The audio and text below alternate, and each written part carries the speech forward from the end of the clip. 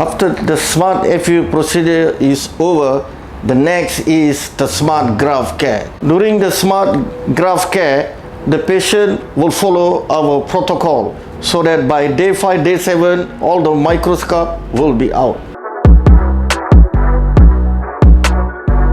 Male pattern hair loss, level 3, 2,500 grafts already been grafted in the design area.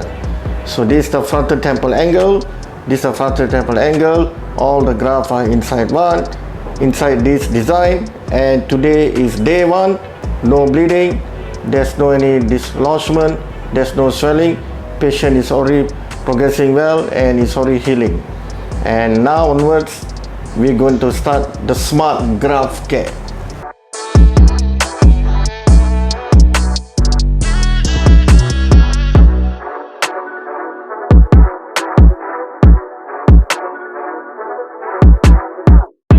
Thank you, GLOJAS.